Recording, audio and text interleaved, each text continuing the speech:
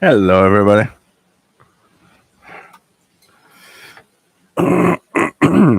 Outside today. It's a little windy. But it's okay. So, hope everybody's all right, and that we'll have a nice little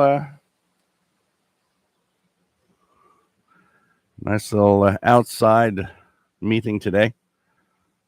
Just gonna look at something if everything's all right here. Yep, that's good. That is good.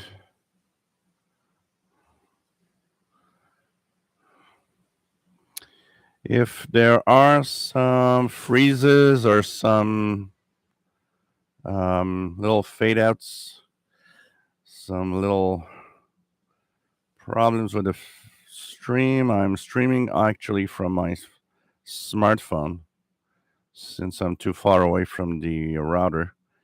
And I need to have like a really long Ethernet cable to get it to here. So hope everybody's going to find that it's all right. Okay, let's check it out. A little bit of leftover from my COVID, but overall pretty good. Pretty good. And this is all right here. So, hey, everybody. Welcome to the live show. So, for the radio today, actually, very simple. Got a Conticom GP7 SSB, which is also the equivalent of the Texan PL368. So, going to be cool. And you are seeing my backyard. Usually there's a barbecue here, but the barbecue's in the shed because the balcony was painted. So we actually took the barbecue in the shed for that reason.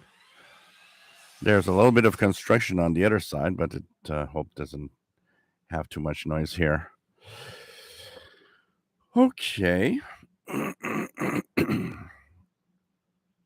Nice to have everybody here. It's about I don't know, in the upper 70s, mid 70s.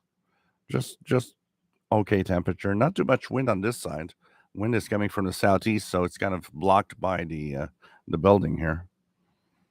So it's I thought it'd be kind of interesting to have a show outside today and be a little more relaxed and just enjoy a little more of a little outdoor moment. I find it kind of cool to gonna try to kind of bring this so that everything seems to be okay. So you can see my W6LVP loop here. And this here is the balun for my end-fed antenna. That is right now positioned with the loop because I don't use a loop. But we'll find another spot soon because I'm going to actually change my ham radio antenna.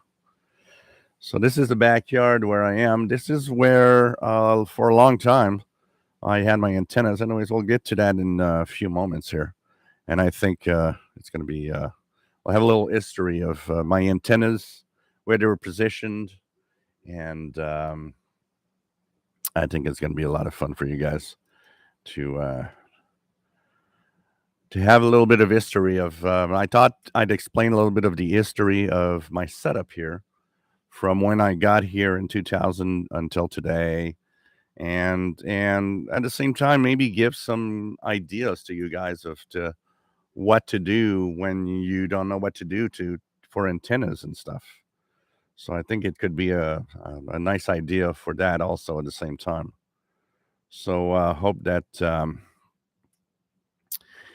it's going to help you guys. Of course, I have antennas in the front also, which is on the front balcony. For some reason, the front balcony is noisier than my back balcony. But anyways, let's start with the intro here. My name is Gilles. I'm located in Montreal, Quebec, Canada, northeast part of North America. We are here every twice a week, actually, on Wednesday evening, North America, because it's 8 p.m. Eastern. It's Thursday for a big chunk of the world because it's 0 hours UTC Thursday. And we are also here on Saturday at 4 p.m. Eastern. That's 20 hours Universal Time. We talk about radio and all sorts of things.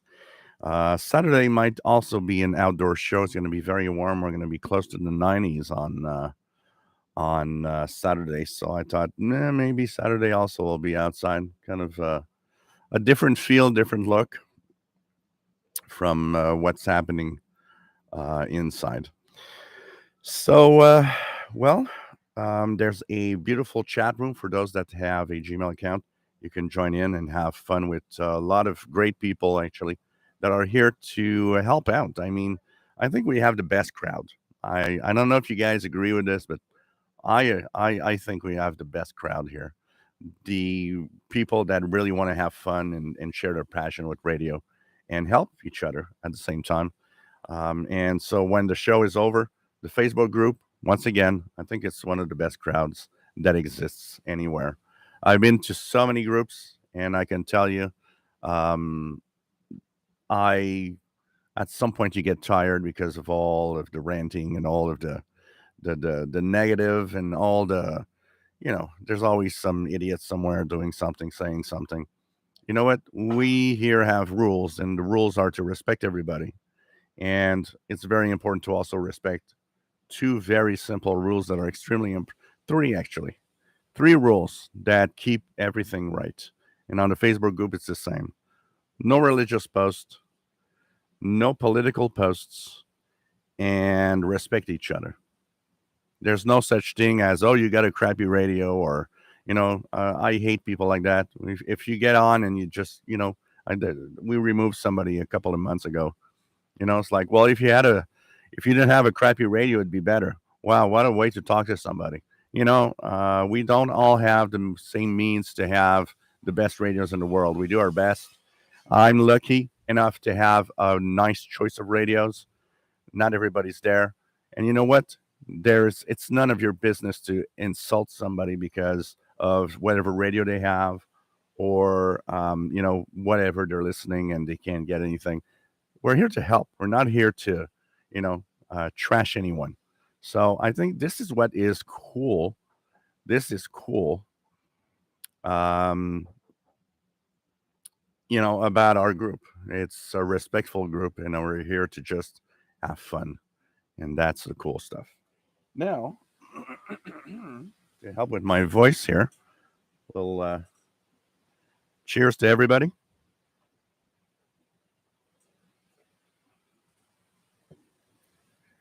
So we're going to talk about a little bit of the history of what the antennas and how I set up. I thought, maybe we'd go back to from the first day I set up a radio to today. I think it's still of, actual, because I think it is what all the newbies want.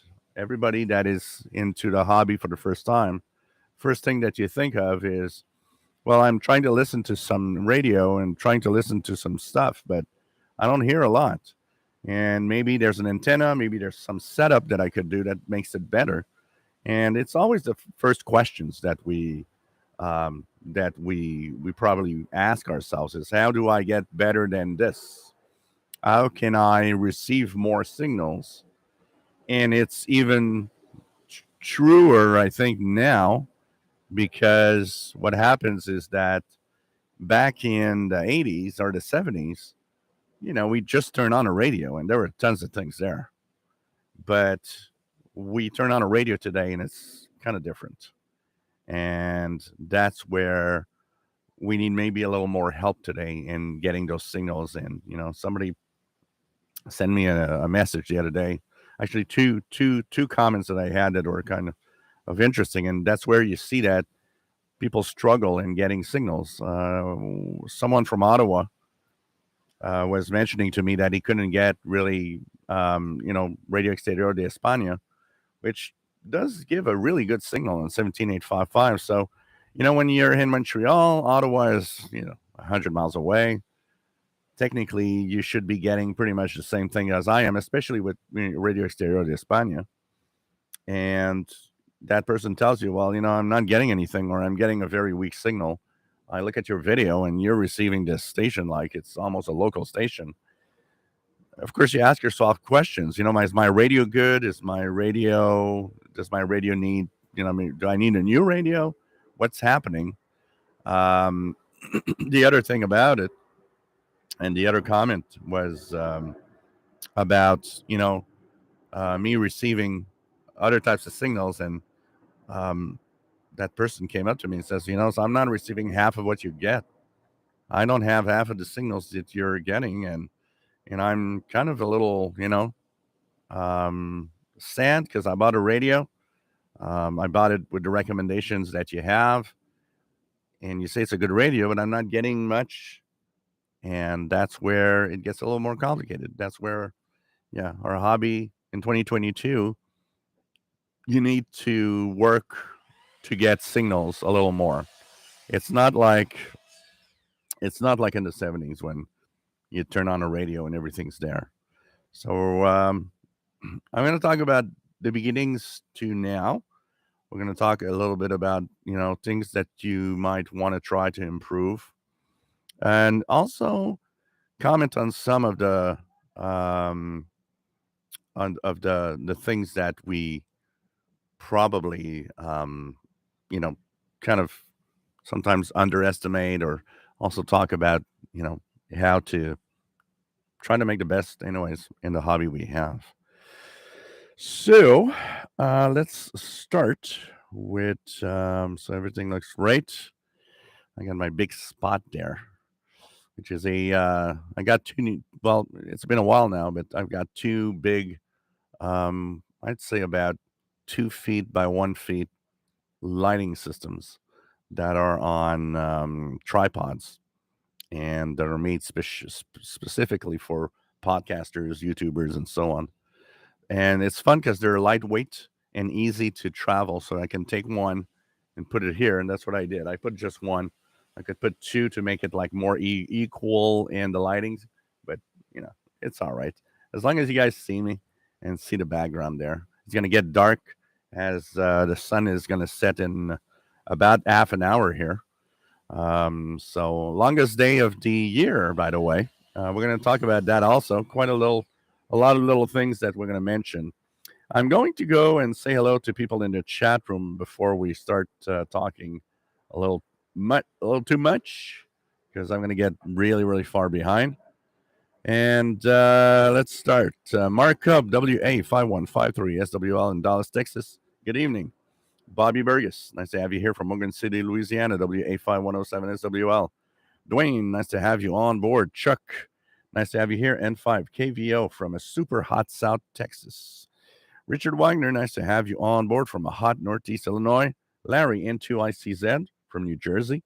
Rob from Phoenix, Arizona, nice to have you here. We have RJDA Dakota, nice to have you on board from Wentzville, Missouri. WA 01135 SWL, 0113 SWL, sorry. Matt, MDK2, nice to have you on board. No problem. Check out the Stanley Cup Finals. James Farley, nice to have you here from New Jersey. KD2GUZ. Eyebrawler, nice to have you here from Northeast Arkansas. We have VT Radio. Paul, nice to have you on board from Northern Vermont. AA1SU. And yeah, this weekend, we're going to get the same weather we're getting. This weekend, we're going to get into the 90s here in Montreal for a field day. What else do we have? David, nice to have you here from Central Missouri. Alan, nice to have you here from the UK. Mittal Lunar, nice to have you on board. Toast and Loaf, nice to have you here from North Alabama. Carol, W7WXV, nice to have you here from Central Oregon. Jamil, nice to have you here from Trinidad and Tobago. Nice to have you on board, Jamil. Yogi, nice to have you here from New Orleans. Strusson from Newfoundland. We have Mittal Lunar, wondering what you thought of the idea proposed in the U.S. to extend the lower part of the FM band. It is only an idea at this point, nothing more. What do you think this is a positive thing? You know what? We talked about it on the International Radio Report. The extension of the FM band should have been announced and done a long time ago. I think it's too little too late. There's nothing negative about extending the band. Let's just say this. It's not negative to extend the FM band, give more channels. An example here in Montreal. Here in Montreal, the FM band is pretty much saturated. I don't think there's any.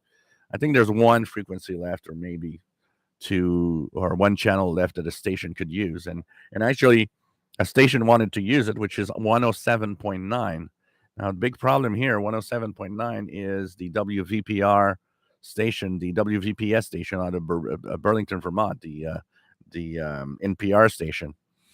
And of course, just thinking personally, me personally, just thinking a station could take that frequency is something I don't want, because I want to hear that station from the U.S. Uh, you know what? I think the problem is not extending the FM band. I think the problem is cleaning the FM band. There is today too much of the same thing. How many stations in the FM band sound exactly the same? And they're from different, media companies, but they sound exactly the same. Here in Montreal, we don't, it's the same thing. We've got at least 3 to 4 stations that I would dare you, without hearing their, call signs, I would dare you to tell me which is which. Same thing. And that's where we need to clean up. We need to clean up our act in the FM band and having one station dedicated to each category of radio listening.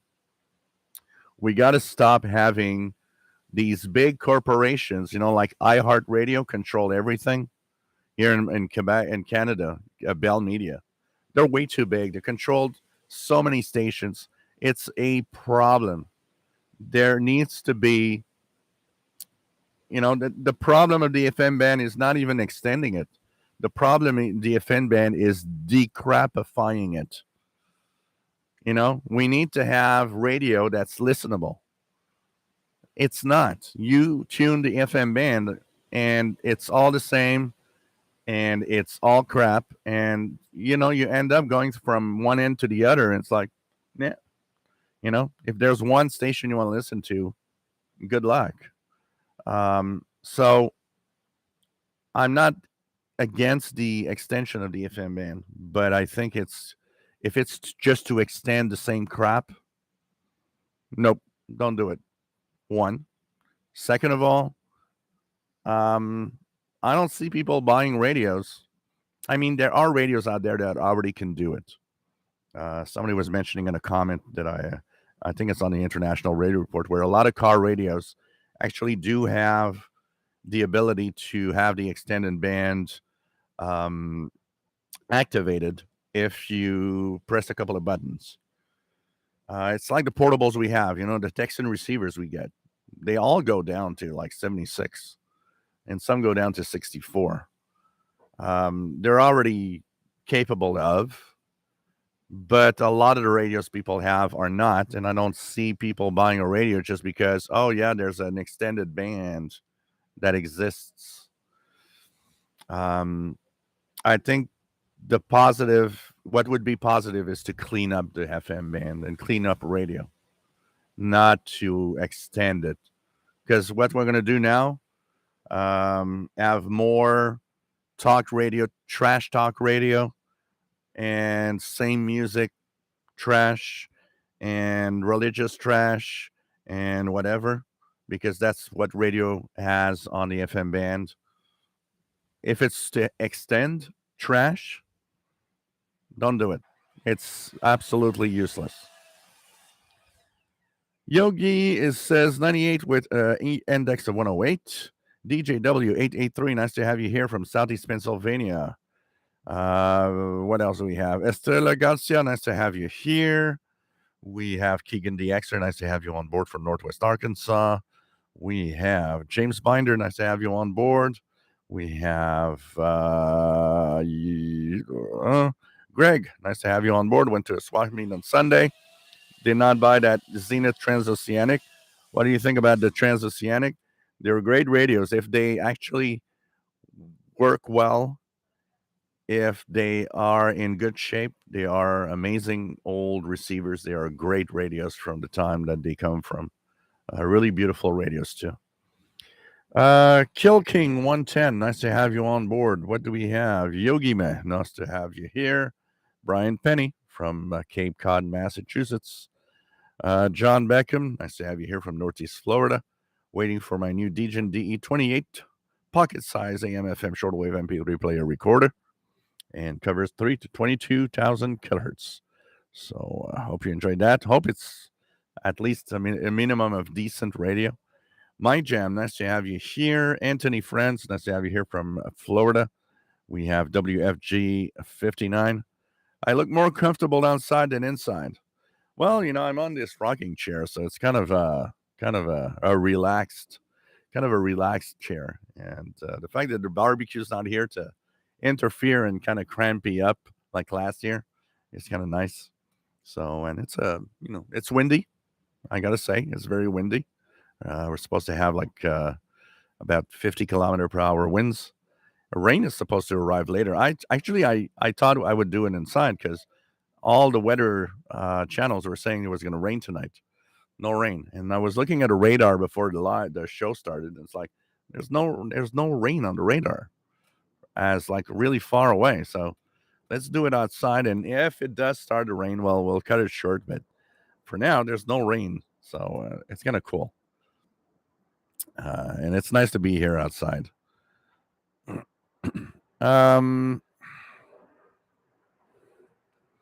Mitch, nice to have you on board from Arizona.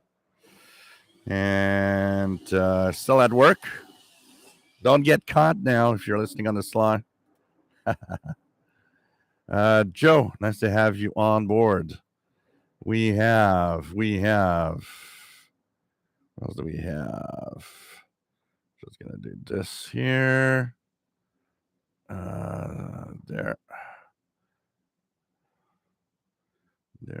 There we go. A little something here. That's okay here.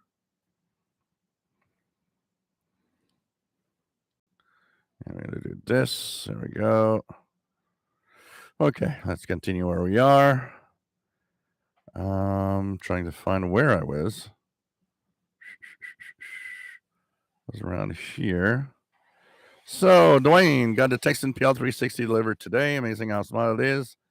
I have been into shortwave since 72 and never had one so small that did so much.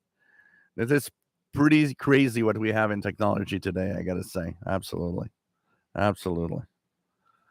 Winx Gamer, nice to have you on board. What else do we have? Yeah, very windy here. Zigzag, nice to have you on board. Says thank you for making shortwave radio fun. Well, that's what we are here for. I wouldn't be doing this if I didn't have fun also doing it, honestly. Rick from Milwaukee, nice to have you here. John Beckham, yep, very windy. Brad, nice to have you here from Texas. Kenneth Copeland, nice to have you on board, buddy, around the 747. Liked it. Pulls in aircraft. Yeah, but get a scanner radio. You're going to see that you'll get 100 times more aircraft. It's really not that great. It might look good when you receive strong signals, but the weak ones are not there. But the important thing is to have fun with it anyways. Brett, KC2 and XP, nice to have you here. Corbett DC, nice to have you on board from Florida. We have Jim Gordon, nice to have you on board from Scotland, where it's warm night, and been taking his Ethon executive for a walk. Really, really good radio, as he said. Not bad, absolutely. Not bad as a radio, absolutely. That definitely is. What else do we have?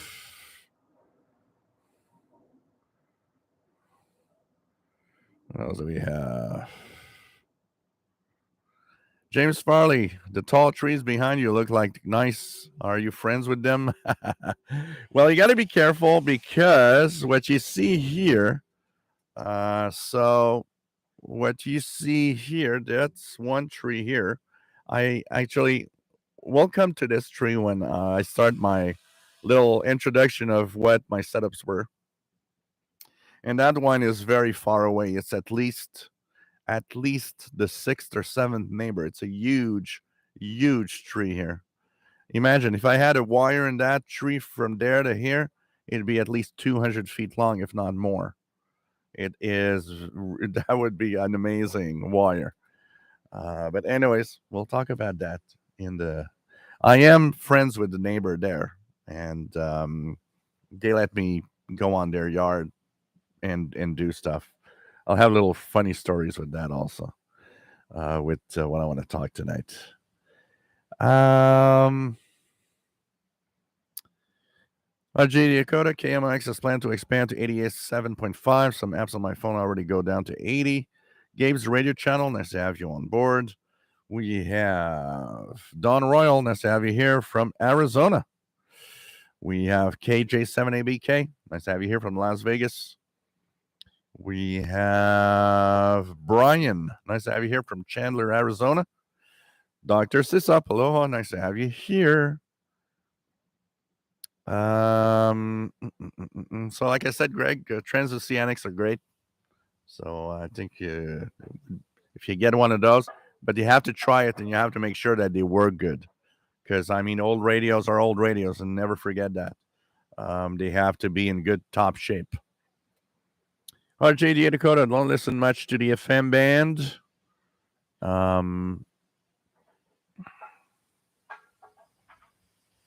Oops, just going to go here. Lost my little spot.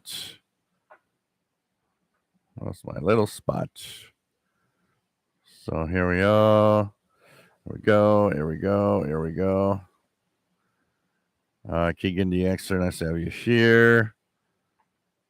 So RJ Dakota says, don't listen much to FM, mostly the same thing all across the band, very little variety.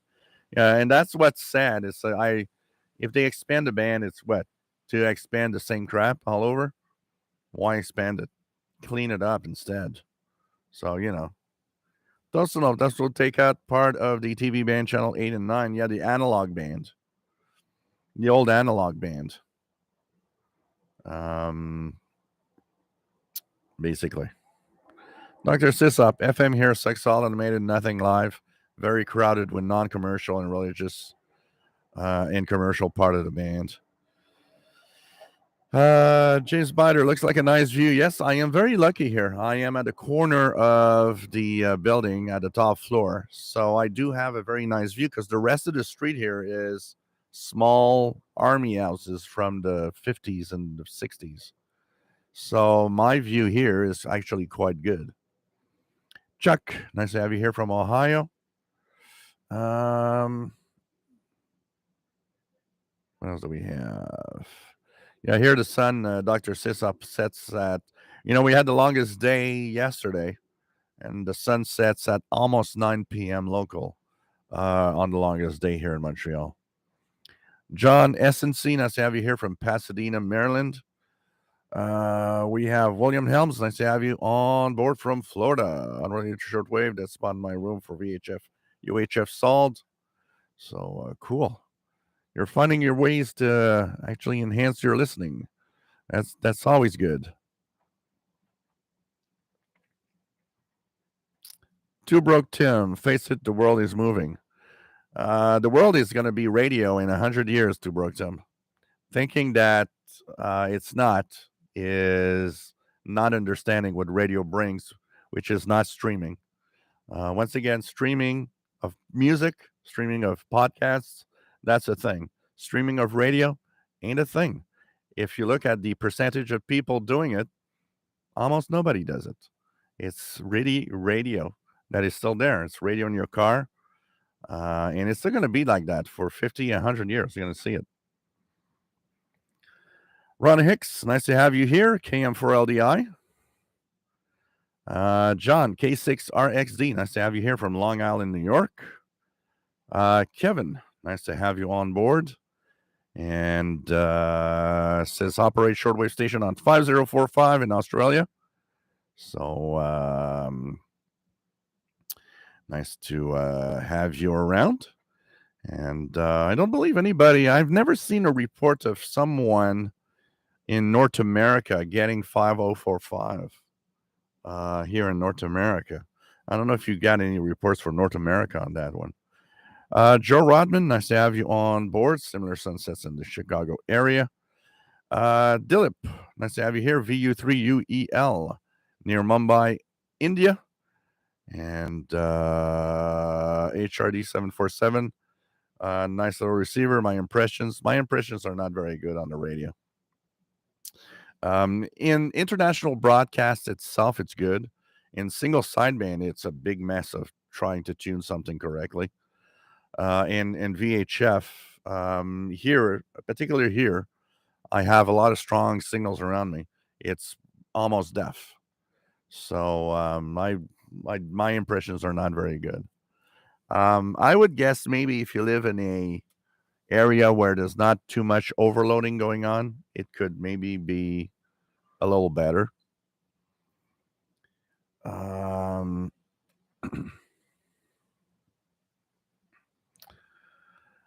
Tosin Loaf, an MP3 player several years ago. FM radio featured a whole band from 76 108. Yeah, 76 is Japan has an extended band, and there's also a couple of other countries around the world that do have an expanded FM band below the band, for sure.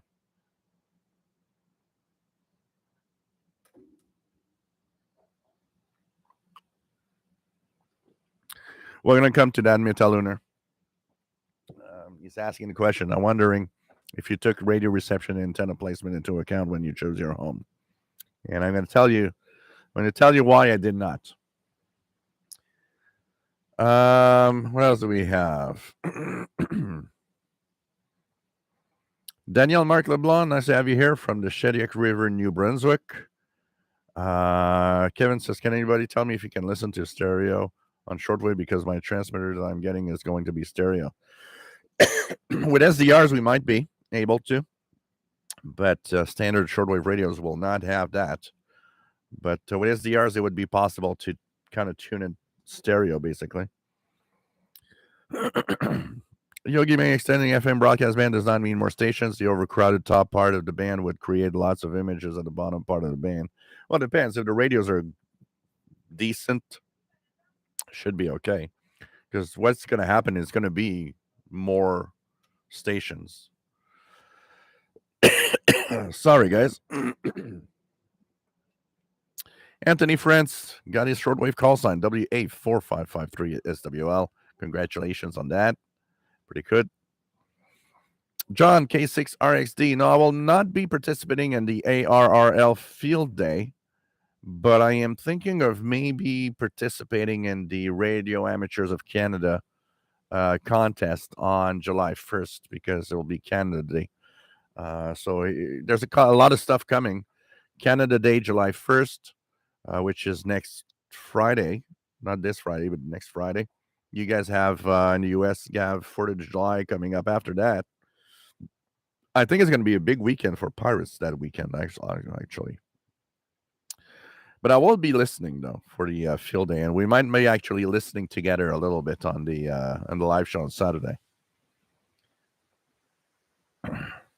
Greg, yesterday was 100 in Milwaukee. Went to a ball game at night. Hot. That is hot. John Beckham. I was watching one of your older videos, a Degen Pocket Shortwave Radio. Do you like it? Do you remember the model? A Degen Pocket. I got a few Degen Pocket. One is DSP analog. I still have these radios to take out of the box, so I'm probably going to come to it at some point.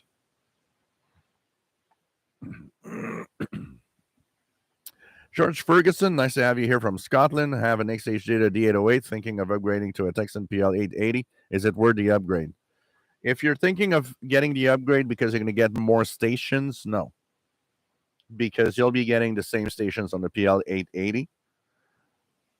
What will be better on the PL880 is the audio quality, the overall quality of the receiver, um, and maybe more precision in tuning. But apart from that, if it's to really get more stations, I can tell you that XH Data D808 already does it all.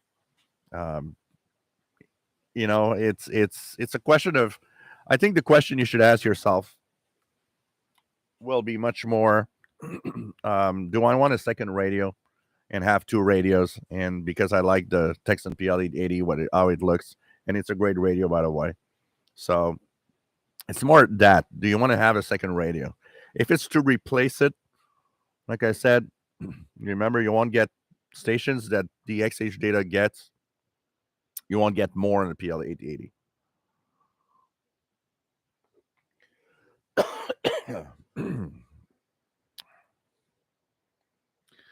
Okay. So Kevin Schwartz getting into Europe from Australia.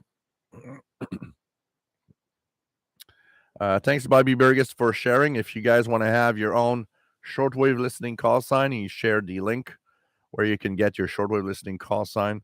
So go to that place, follow, and fill up the form, and you'll get your own little certificate that you can actually print or keep as your shortwave call sign. It's kind of cool. Call icon FSK active 6358.5 CW encrypted. Um, what else do we have? Color radio. What are you doing for field day, if anything? Nothing much. I'll be listening mostly. We'll be listening here on Saturday. So,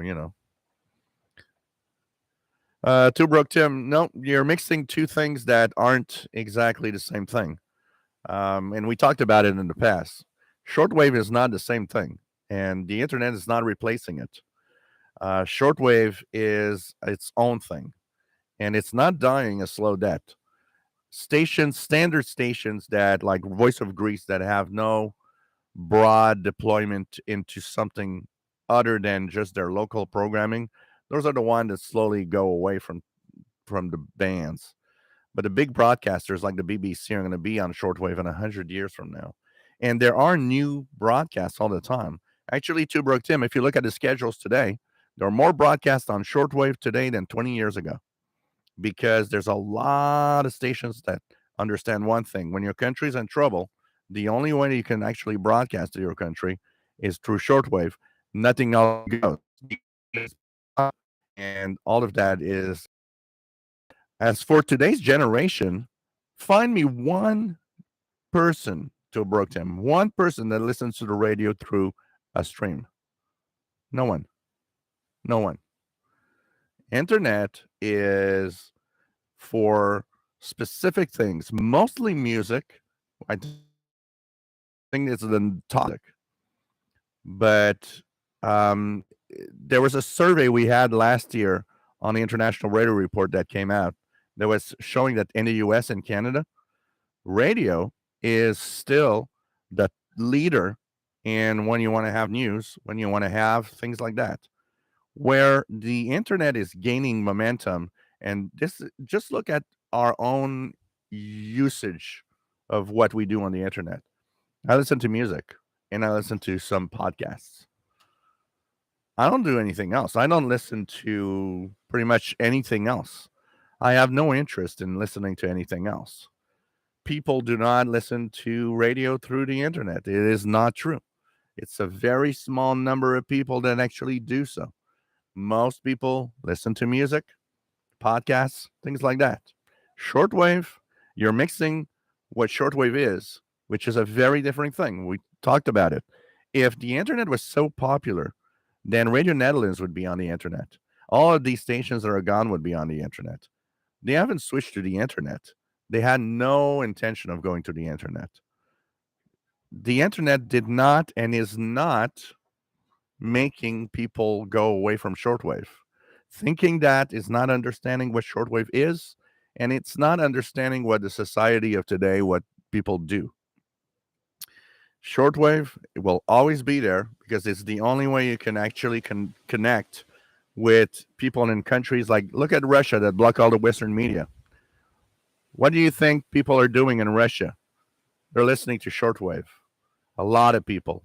WWCR Ask WWCR show was mentioning how many before the war broke, how many letters they got from Russia, people hearing their signal. Same for the Ukraine. We had many reports showing that, with all that is blocked from the Western media, shortwave is the only way you're getting your news.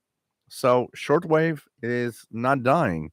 It has its own thing, and it has its own thing because it's the only way you will get anything across when things go bad. And there are more shortwave broadcasts today than in the past. What you're comparing to, Roxham, is the fact that you don't hear that much in North America. Why? Because nobody's interested in broadcasting to North America, and has nothing to do, once again, with the internet. The internet is not breaking that. It's just that the audience in North America is just not there. Mostly, and a big chunk of it is because of the noise levels. But I can tell you one thing: if a war broke out in North America and we'd all be in the dark, I'm going to tell you a lot of people are going to bring out their shortwave radios to try to get some signals. And there are broadcasters that are going to start broadcasting towards us to give us news. And this is where the focus of shortwave is. So shortwave is not dying at all. It is actually more alive than it was 20 years ago. It had its decline, which was there way before the internet. Shortwave was in decline in the 70s. Stations were slowly leaving. Why? Because, it's money spent. And you're wondering, is that money spent for the right reason? But it's money spent well when it's helpful to somebody somewhere. In times of war and with all the problems around the world with different countries, look at China. I mean, I wouldn't be surprised that there's quite a few number of people in China listening to some broadcasts from outside of the country. And if shortwave is dying, then why are there so many new good radios that are available every year for the past years? So that tells you shortwave isn't dying. Texan has numbers, and it actually sells more than 1 million radios a year. That's a lot of radios, and shortwave is needed. It's just reorganizing, like everything. I would say that shortwave is reorganizing itself, like every media is reorganizing itself today. Where do we send our signal, and where do we broadcast that it will be useful and important? And that's what's happening.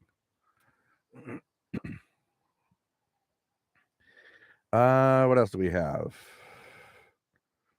What else do we have?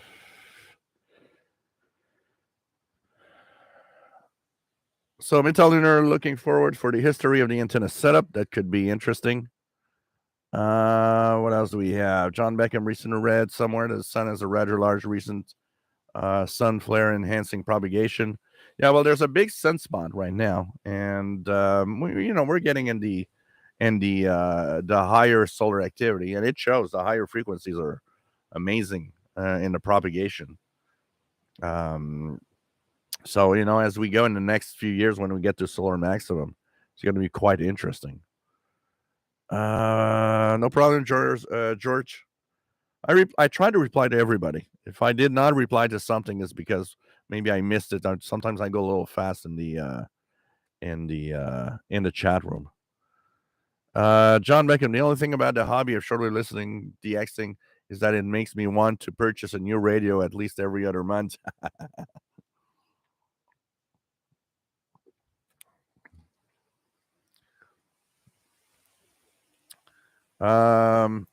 Richard Califano, and I say, have you here? W82157SWL in Albany, New York.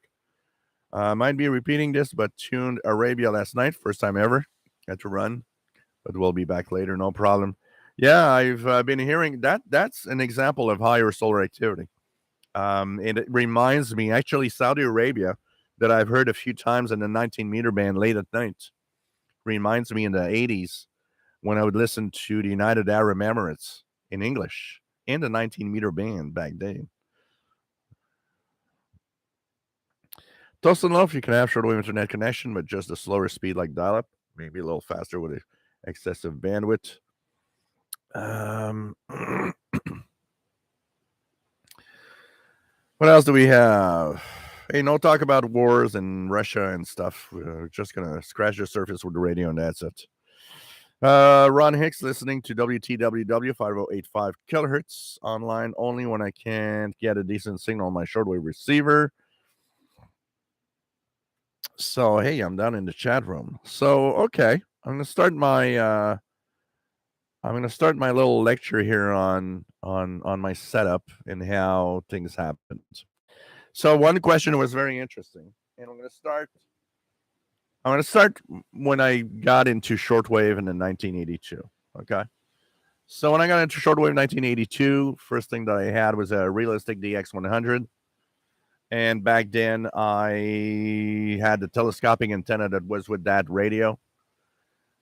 Now, in 1982, turning a radio or shortwave radio on is um, there's tons of things to listen to, and of course, it's not a problem. Even the telescopic antenna of a crappy radio in 1982 is giving you a lot of signals, so it's not a problem back then. But still, you start listening, you're getting all these stations, and you're wondering, and I guess it's a natural thing also for all of us. We're wondering, um, am I, can I get more? So today it's even more of the question because the bands are quieter.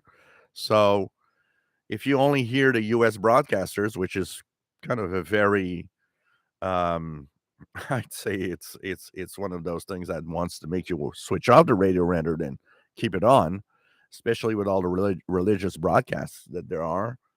Um, the first question that comes to mind is, can I get more? And of course, you look at, people look at what I do, what I listen to, and the things that I get and to receive, and they're like, "Wow, you're getting a lot more than I am." And keep in mind that I am at a place where it's extremely noisy here. So I partly am lucky to be still able to receive what I have, but at the same time, when I go to the park with the radio, and my radio gets 75 stations rather than 25, that's also something that you kind of wonder. It's like, wow, I'd like to listen so easily to these signals. I go to the park and I tune 15400 at 2 p.m. in the afternoon local time, which is 18 UT. BBC's there from Ascension Islands. And I mean, it's not even a tough listen. It's an easy listen. You have the program there and it's easy to listen to. Get back home, that thing is there, but it's washed out in the noise. I can't even listen to it. So of course it makes me wonder, what can I do to have a better signal? What can I do to have an enhanced experience on shortwave? And so that is one of the things that I think everybody will ask himself at some point. My first experience with anything antenna is simply the you know kind of understanding what do I do? What can I do to improve my signal? By the way, guys, just going to show you the Paul's girlfriend is here, right there.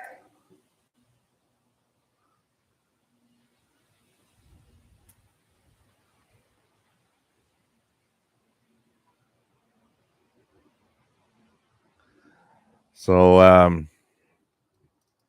it's normal that it's one of the things you want to try to do is what can I do to improve my signal? What can I do to improve the reception?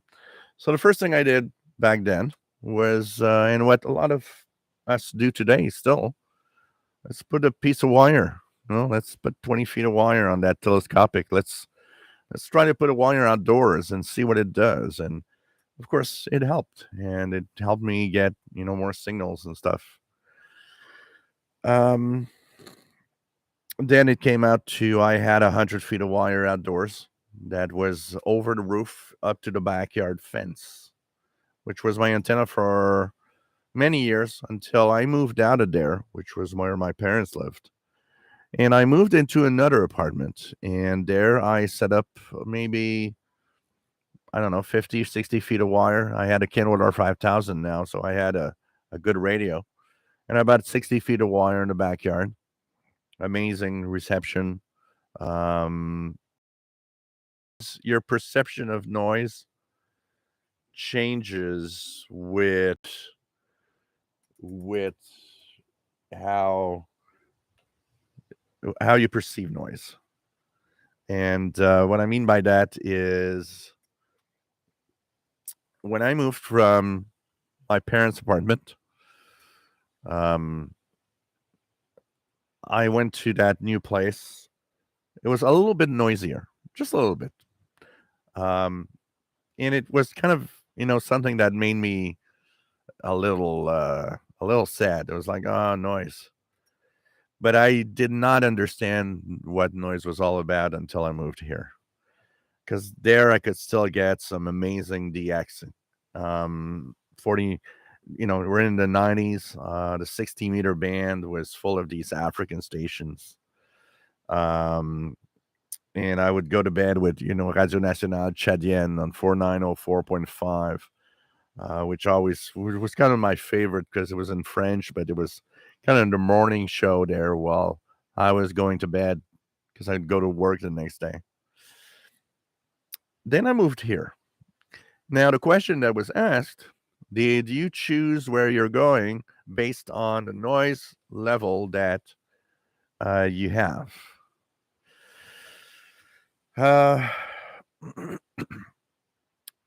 I'll talk about when I moved here, and I'll talk about if I would today move to another place, what I would do. So when I moved here, there was no, in my head, it was not a thing to do to just check the noise level around where I'm going to live in the future because noise was so low, and it was, it didn't come to me. It's for me, the noise floor was not a problem and was not something to check out because I had never experienced really high radio frequency interference. So I didn't think that it could be so bad to move somewhere. And so and add to the fact that when I moved here, it was kind of in a panic mode because the reason I moved here was that my to make a story very, very short, my mom was in a toxic relationship with my dad, and she had to get out. And the only way she would get out, because she was very vulnerable, was to get out with somebody that would actually bring her. So I was the guy.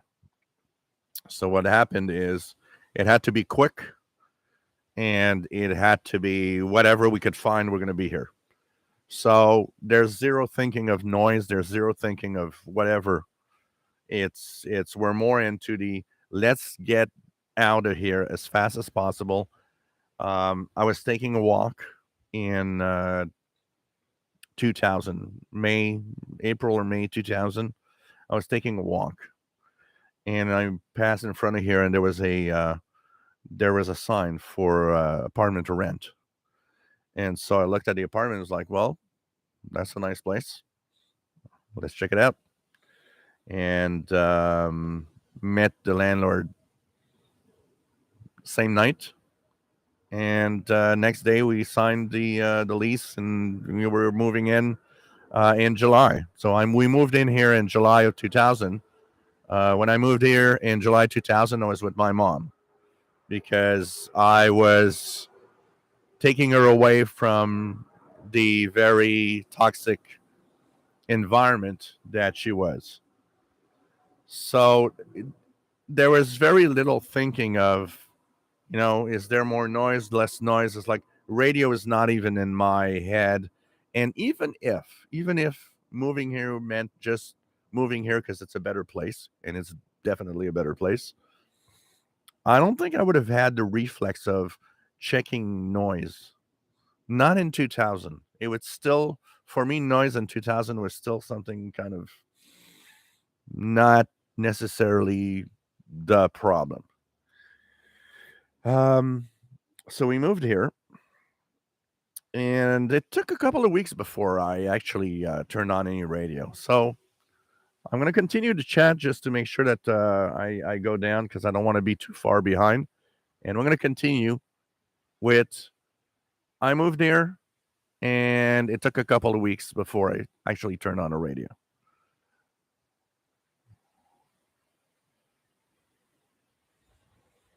Okay. What else do we have?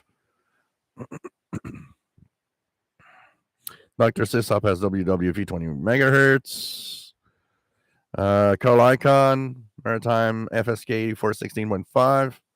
Yeah, that's not encrypted. 8416.5 is always in the open. This is Maritime Broadcast Channel.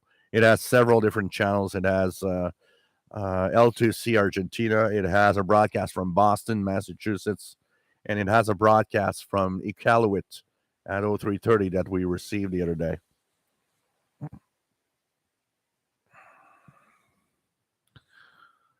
John, K6RXD, I remember on my first radio smell. Yeah, well, fresh electronic gear always does smell. It has a smell, I can tell you that.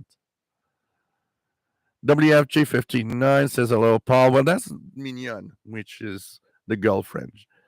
John Beckham, she is beautiful. Cat indeed. Lucky Paul. And she's still here. She's on the balcony sleeping right now. She's like having, yes, Gabe's radio channel. I do have the St. G and ATS 902, 909X2. I do. Uncle Justin, KB2RMC. Nice to have you here from upstate New York. Yeah, FM bleed over on I got tons of FM bleed over here on shortwave radios. It's one of the major problems. Kamikaze 76, nice to have you here from West Michigan. Thomas Kitts, nice to have you here from Upper Michigan. Wilderness. Don Royal, is there a trick with SWARL? I cannot get them to send me an application. Actually, you what you do is you fill up the application on the website, Don, and you'll get your certificate. If you haven't seen it, a lot of email providers actually the email from SWARL gets into the junk folder. So what you can do is if you already applied for the SWARL certificate, go onto their database and search for your name. You're going to find it. It's probably there already, for sure. The Rook Tim started in the shortwave in 67. As far as programming, it was a madhouse. Thousands of stations moving to North America. Yeah, because we were target of almost every country. Every country wanted to broadcast to North America. There's still hundreds and hundreds of programming, honestly. It's just that you got to understand that it's not for us. It's for Africa. It's for Europe. It's for Asia, Middle East. With low noise, you actually get a lot of stations. When I go to the park with the radios, or if I get out of my noise bubble here, I can tell you to Rotem that just go somewhere where there's no noise, and you're going to see what shortwave is still all about. A lot of broadcasts that are easy to listen to and that have programs that you can listen to. It's not 1967, but it's very surprising. You'd be surprised to see how many stations when you have a low noise environment. It's just that, yep, they're not broadcasting to North America. Okay, I'm back down. I caught up with everybody.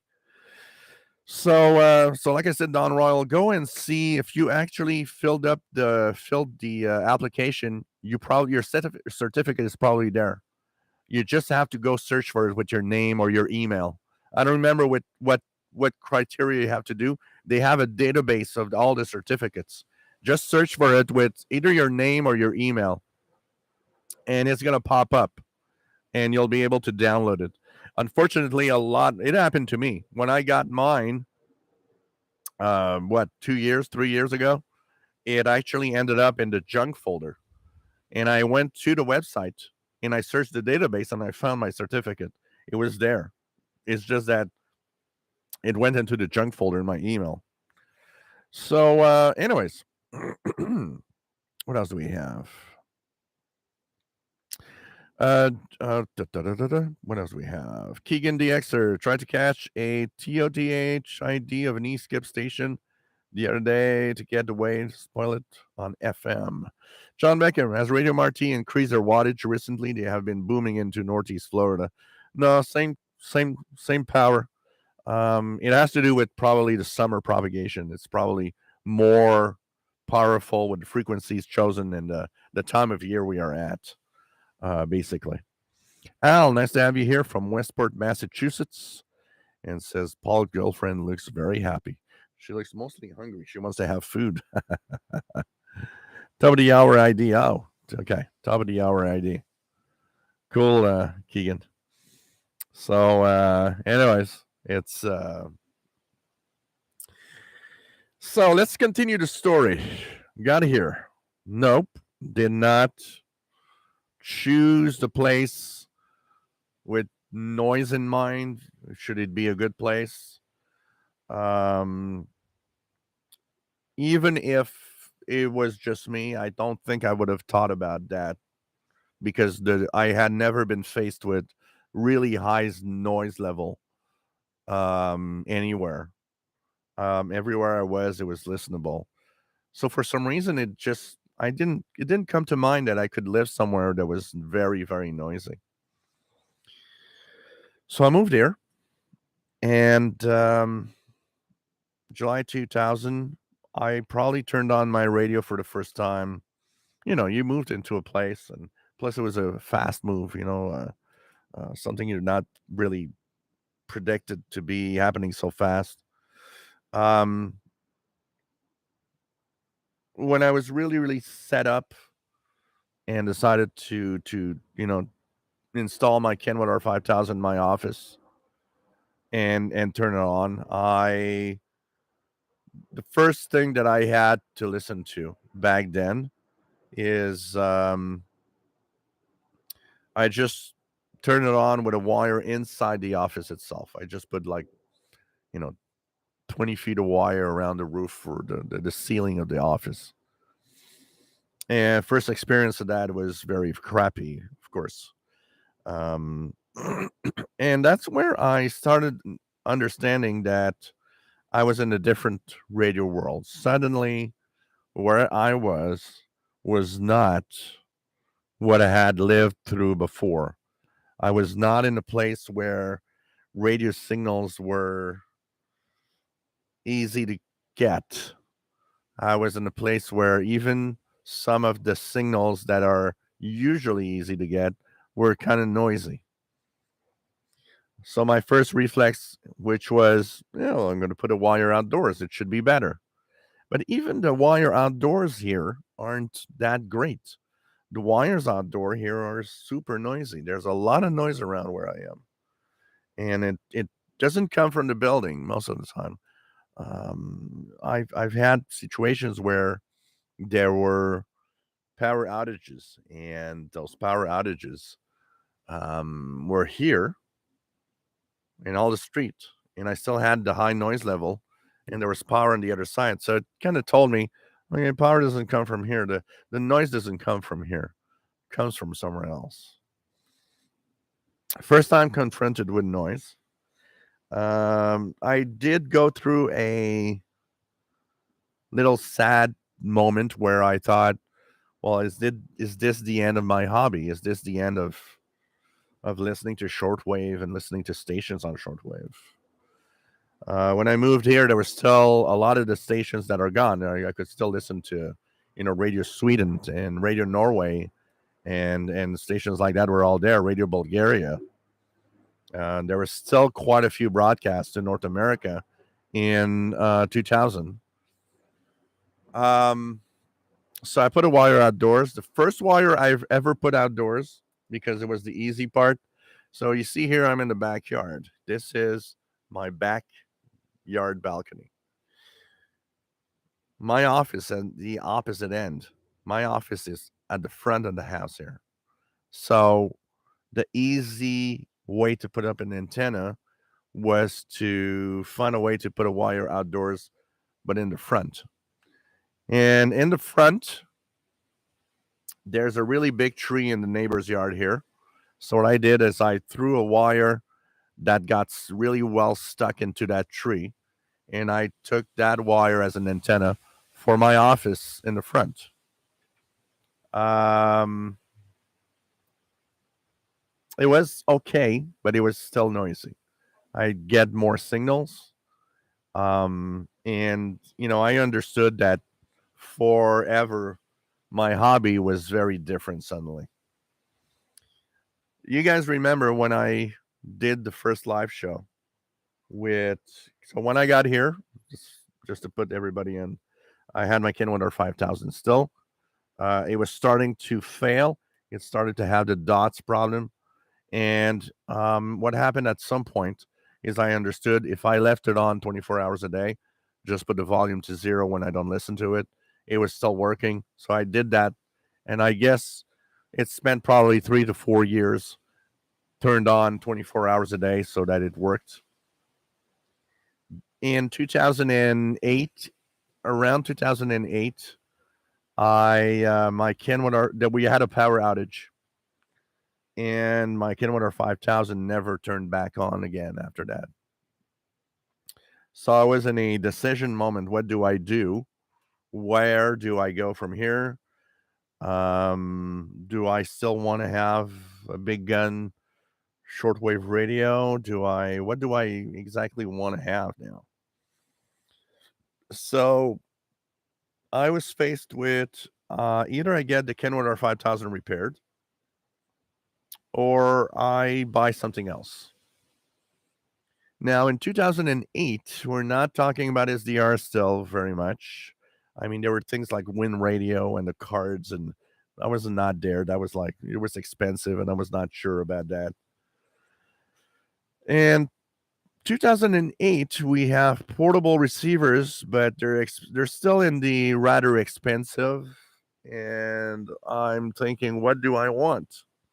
I got a Kenwood 5000 desktop, works great. What can I replace it with?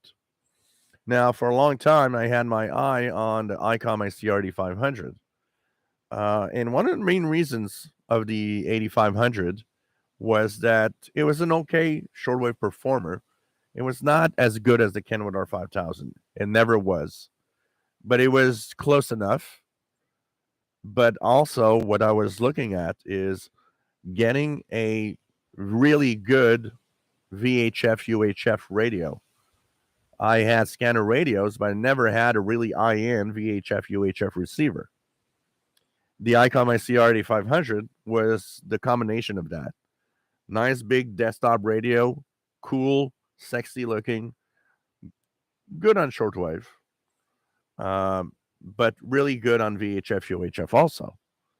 And plus, something I never had before, single sideband up to the VHF UHF range.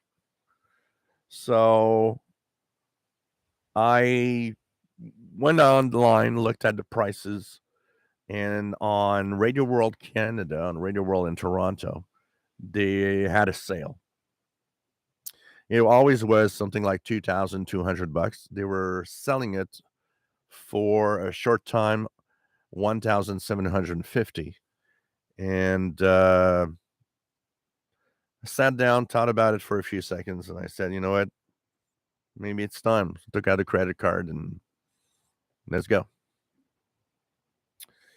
So I moved to that radio, which I love. It's a nice radio. Um, and things went on. Continue listening. Now, if you watched, those that watched and followed me a long time, you might have noticed that my first live shows and a lot of videos, old videos, are with my icon and in the kitchen on the dryer. Why? Because the noise level in the backyard here were lower than in the front yard, even though they're still very high. So that meant, well, you got to put some kind of wire here in the back now. So I installed my radio on the dryer in the back in the kitchen, and for a few years, that was my that was my spot. That was my spot, and I listened from there, and I did my first live shows from there. If you guys go and watch my first live shows from what 2013, 2014, my I'm next to my icon, and I'm in the kitchen. I'm in the kitchen because that's the easiest way out and getting a decent signal and lower noise than the rest of the house. I mean, that shows the dedication to radio that I had back then. So we're going to continue with the chat, and then we're going to continue with the story.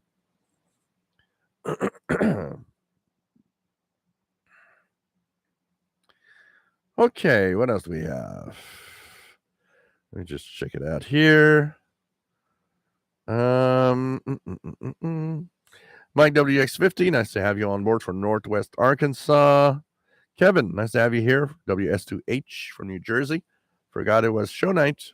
Was absorbed in reading many articles on the major sunspot brewing now. Hope we escape a major M flare. Yeah, that spot is pretty good.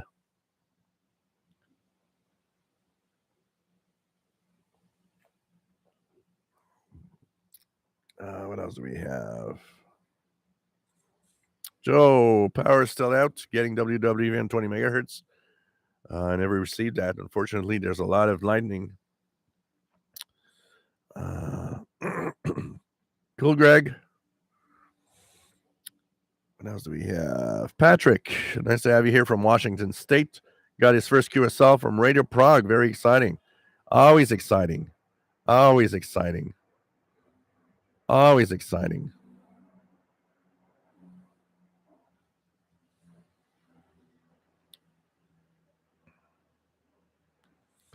It's always exciting.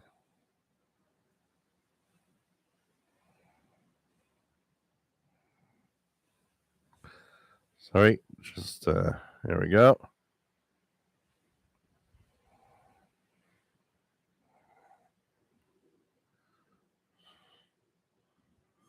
Okay, so let's continue here. Log 2112, nice to have you on board from Nassau Bay, Texas. We have Log 2112's got some Spanish voice, 89 and 74 USB. And now we are down the chat, so let's just pause here and continue a little story about my experience here. So, installed in the kitchen, not the best setup in the world, that's for sure. My main place is in the office.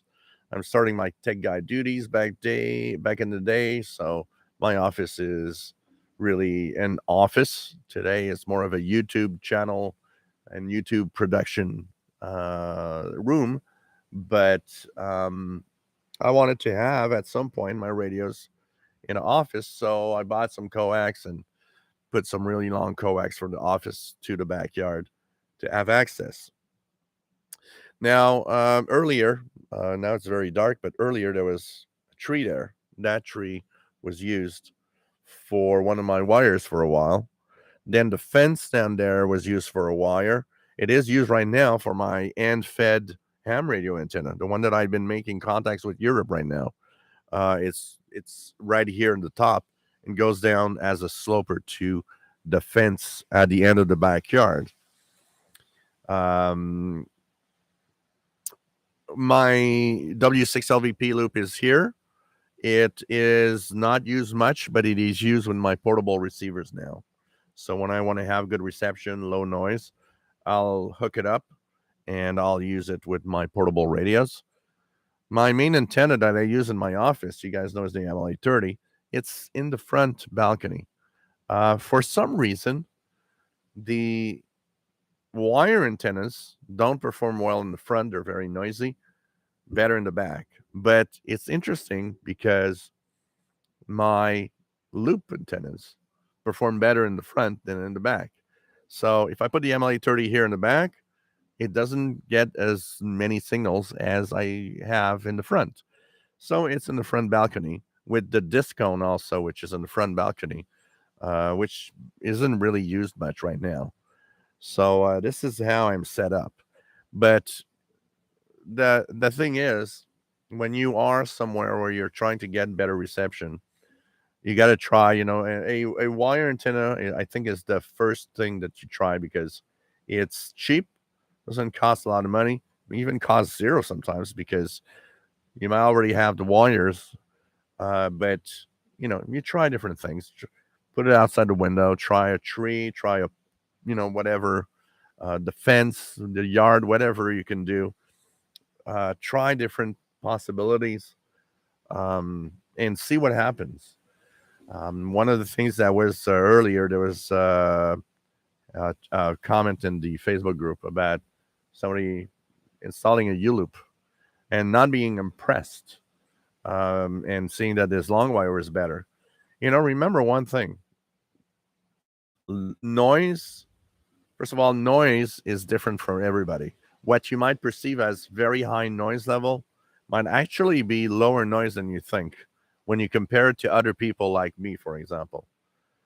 The other thing is a long wire in a quiet environment performs way better than an MLA30 or a W6LVP loop or a U loop or whatever loop you're going to get. If it's quiet, that extra length of wire does a better job. That's for sure. Loops like the MLA30 are really for, like, almost last resort when you got a very noisy environment. That's where an MLA30 can turn your nightmare into a decent receive post. And it's not expensive. And that's why the MLA30 is what I always go to. I had a comment the other day of, well, you should get a high hand loop like the W6LVP. And I replied back, I'm sorry, but I got one. It ain't better. And I'm sorry, it ain't better. I've tested the W6LVP. I got an MLA30. I would never purchase that overpriced, expensive piece of antenna if I had seen the MLA30 before, because I'm sorry, on shortwave, pretty much no difference. Too little difference to say I'm going to spend that kind of money. Plus, add to the fact that here we're on a shortwave channel that, let's face it, there's one thing that we got to also understand. I am no more in the high-end equipment and purchasing high-end equipment for radio for multiple reasons. First of all, we got to take our minds off the fact that, a desktop is so superior to a portable. Yes, in the 70s and the 80s, and that was true. In the 90s, that was true. In 2022, you'd be amazed what Texan PL990X does compared to your big gun, tabletop radio. We're in a different world, and we got to accept that. And I think a lot of people are stuck in the past thinking that the desktop receiver is still the king. It's an overpriced piece of equipment today. It does not offer necessarily that much more than really good portables. Plus, add to the fact that who do you want to be in the hobby? Not everybody has $2,000 to buy a tabletop radio. And most of the people here don't have that kind of cash to buy a radio anyways. And what we want is try to bring as many people in the hobby as possible. So, you know what? It's never been a better time to get a decent radio for a low price. We have radios that are barely $100 today that perform a million times better than several hundred dollar radios from the 80s. No more drifting, and I mean precision of tuning is crazy. Stability is amazing. Um, we we need that. We need that because that's where we are now in the shortwave hobby. Um, when people turn on a radio now, compared to turning on a radio in 1980, it's very different, and you'll have a much harder time telling someone buy a very expensive radio today than you would have back in 1980 because